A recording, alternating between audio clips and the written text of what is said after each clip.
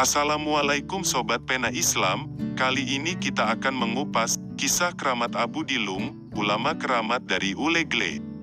Namun sebelum kita memulainya, mari kita bantu channel Pena Islam ini dalam membagikan syiar Islam, yaitu kisah para wali Allah, dengan cara sobat menekan tombol subscribe agar sobat mendapati notifikasi di setiap video terbaru dari kami.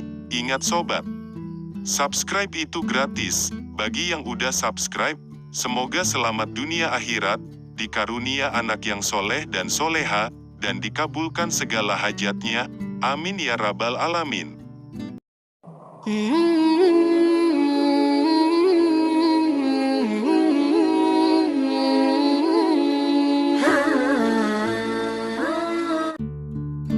Sobat Pena Islam, Dayah telah menjadi bagian terpenting dalam sejarah peradaban rakyat Aceh, tak terkecuali bagi Ulegle.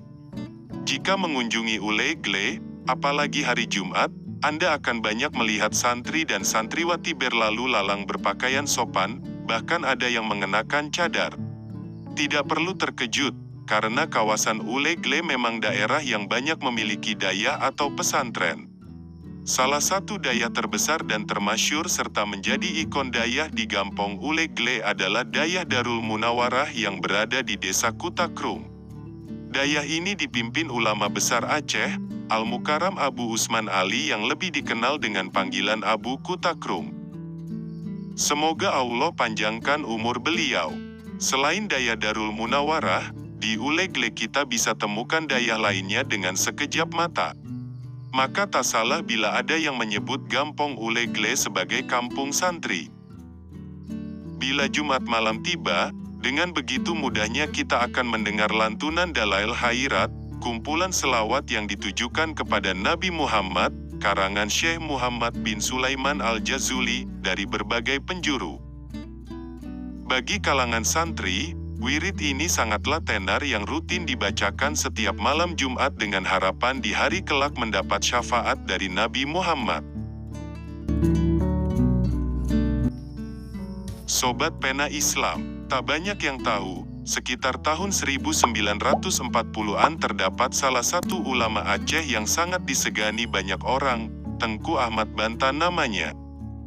Namun, beliau lebih terkenal dengan panggilan Abu Dilung, karena beliau semasa hidupnya menetap di desa kecil bernama Lunggukuh yang hanya berjarak 500 meter dari pusat Kude Ulegle. Beliau lahir sekitar tahun 1910 Masehi di Gampong Ulegle dan merupakan pendiri dayah pertama di Gampong Ulegle. Dayah ini selain digunakan untuk kegiatan pengajian, juga kerap digunakan Abu Dilung sebagai tempat perlindungan bagi masyarakat sekitar saat tentara Jepang memasuki perkampungan warga. Abu Dilung merupakan imam ciek pertama di Masjid Tuha Gampong Ulegle, sekarang Masjid Al-Istiqomah Ulegle tahun 1950-an, selanjutnya digantikan oleh Abu Di Utun Bayu. Selain menjadi ulama yang dihormati dan disegani masyarakat saat itu, Abu Dilung juga menjadi pegawai negeri sebagai kepala di Madrasah Ibtidayah Jangkabuya, sekarang Min 15 Pidijaya. Hal ini merupakan ciri khas Abu Dilung, karena jarang kita bisa menemukan ulama terdahulu yang ikut berkecimpung di dunia pendidikan di bawah pemerintahan. Jejak pengabdian beliau masih terekam jelas di dalam dokumentasi Madrasah Jangkabuya, sesuai pengakuan dari Masrur Muniruddin, guru yang masih aktif mengajar di madrasah itu. Sobat Pena Islam, ada banyak cerita seputar kekeramatan Abu Dilung pada masa dulu, seperti yang diceritakan kembali oleh cucu beliau, Tengku Mahfud Muhammad Ahmad.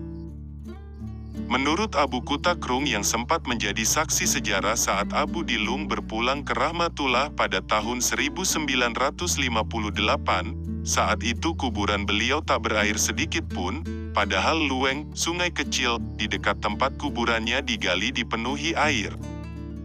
Maha besar Allah yang telah menunjukkan kuasanya terhadap hamba yang mendedikasikan sisa umurnya di jalan Allah. Kisah menarik lainnya adalah saat ada pencuri yang memasuki pekarangan rumah beliau untuk mencuri nangka yang tumbuh lebat di pohonnya. Pencuri tersebut berhasil mengambil nangka, tapi tak berhasil keluar dari halaman rumah Abu Dilung. Saat subuh pun, Abu Dilung bangun untuk salat dan mendapati pencuri sedang kebingungan dengan buah nangka di pundaknya. Saat ditanyai Abu Dilung, jawaban si pencuri itu sungguh di luar dugaan. Pencuri mengatakan bahwa tak ada jalan keluar baginya, di hadapannya yang terlihat hanyalah hamparan laut luas yang tak bisa dilewatinya. Baru setelah diizinkan Abu Dilung si pencuri itu bisa keluar dari pekarangan rumahnya. Masya Allah, memang sesuai yang disampaikan Buya Yahya, kita harus yakin dalam hati bahwa keramat atau karamah terhadap orang yang saleh dan disayangi Allah benar adanya walau terkadang tak masuk di logika kita manusia biasa. Salah satu murid Abu Dilung yang juga ulama terkenal di Pidijaya adalah Abu Haji Abdul Hamid, dikenal dengan panggilan Abu di Utun Bayu yang juga telah berpulang ke Rahmatullah pada tahun 2008. Abu Utun Bayu yang semasa hidupnya selalu mengenang kembali jasa gurunya Abu Dilung pada setiap khutbahnya di Masjid Istiqomah Gampong Ulegle.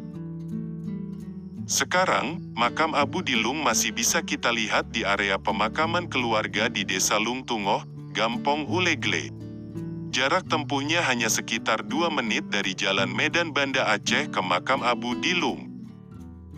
Selain itu ada satu peninggalan yakni balai pengajian beliau yang menjadi saksi bahwa beliau pernah berjuang di jalan Allah dalam menyebarkan agama Islam. Balai tersebut sampai sekarang tetap dimanfaatkan oleh anak cucu beliau untuk kegiatan pengajian Al-Quran, agar tidak pudar ditelan waktu. Nah Sobat Pena Islam, itulah Abu Dilung, ulama keramat dari Ulegle. Wallahu a'lamu bishawab, wassalam.